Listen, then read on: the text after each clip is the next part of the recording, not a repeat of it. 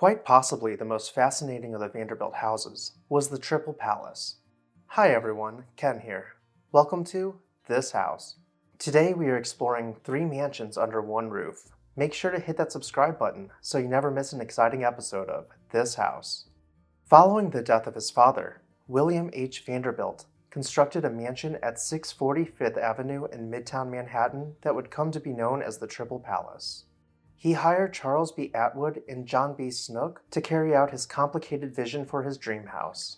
William had an extensive art collection and needed space to display all of it.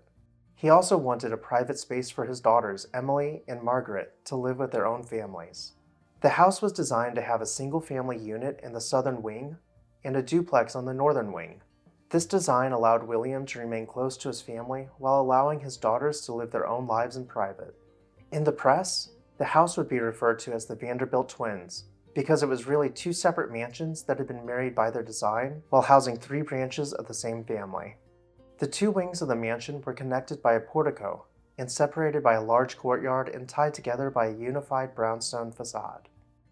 Originally, the mansion had been planned to boast a limestone facade, but William wanted something more practical and familiar, so he changed the plans to suit his preference at the last moment of the design process. Snook and Atwood sought out classical elements to inspire the design of the house. It boasted Doric and Corinthian-style columns along its facade and was graced by horizontal string courses to delineate the stories of the house. Ornate entablatures depicted vines wrapping around in 3 dimensions. Many of the windows were adorned with vases overflowing with flowers. Looking up further along the facade, the cornice would have demanded attention to the lion's head set boldly beneath the parapet wall surrounded by balustrade. This detail served to cap off the house in lieu of a pitched roof. On the first floor, both mansions were connected by doors that would be open to accommodate large parties, as the families would jointly entertain guests. The pavement stones leading into the portico were laid on a massive scale. The largest stone to be quarried to this time in American history weighed over 44,000 pounds with dimensions of about 25 feet by 15 feet, and was laid out in front of the portico. Approaching the southern wing of the mansion before going inside would have left any guest in awe and in anticipation of what other marvels might be found behind the front door. You would have entered the southern wing through a vestibule that was paved in mosaic marble tiles that extended from the floor to decorate the walls and the ceiling surrounding a skylight overhead. The main door, crafted from bronze, connected the vestibule to the house's interior. It cost William a whopping $25,000, or the modern-day equivalent of about $600,000. Opening these doors led you to the main hallway, clad with marble floors and graced with wood paneling and a solid marble fireplace complemented by feminine bronze reliefs. Branching off from the hallway was a 3-story art gallery that had its own entrance from 51st Street. Off of the gallery were a couple of other rooms, including a conservatory. Traveling along the main hallway would have taken you to a large dining room with elliptical arched ceilings inlaid with wood paneling. Continuing through the main hall, you would have encountered various other rooms, including the drawing room, parlor, and the library. The drawing room contained red velvet walls and sculptural butterflies made from mother of pearl, which would have glowed in the flickering light. The library carried on this iridescent glow by incorporating the mother of pearl into the furniture. The parlor was themed separately to be based on Japanese design with faux bamboo ceilings and lacquered cabinets. The grand staircase was crafted by artisans from oak and wrapped around a light well spanning 60 feet in length. Decorating the walls around the stairs were 9 stained glass windows with scenes to depict the success of the Vanderbilt family and their wealth.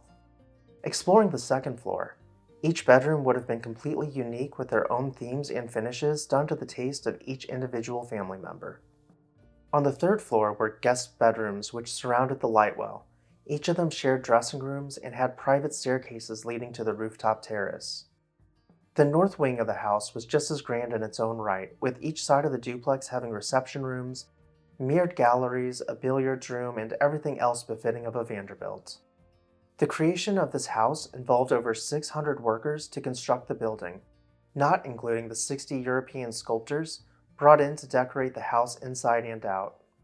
By the time the house was finished, it cost $2 million to complete, or the modern-day equivalent of nearly $50 million, the majority of which was spent decorating the rooms.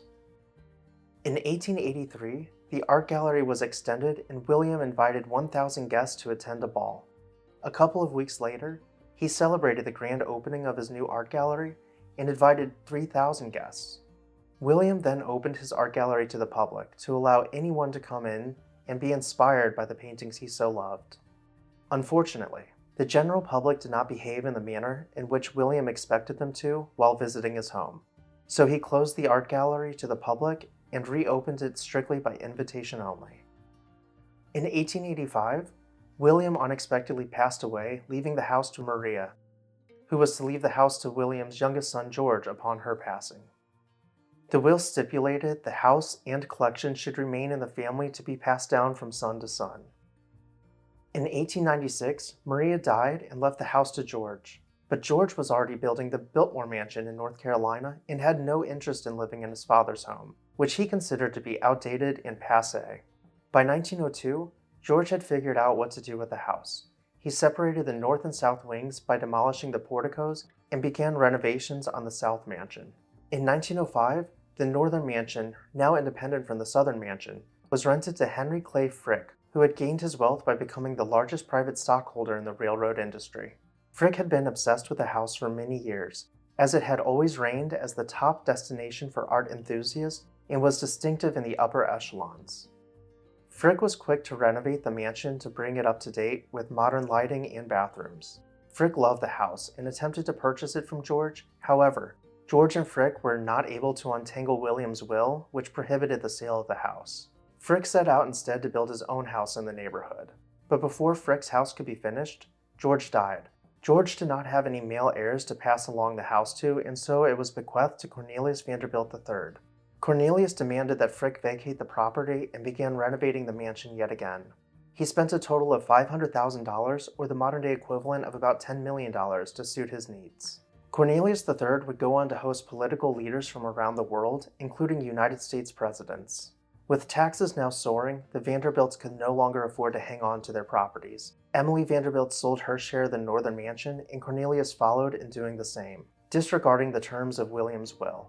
In July of 1941, the Vanderbilt family came together to host a couple of final events in the house.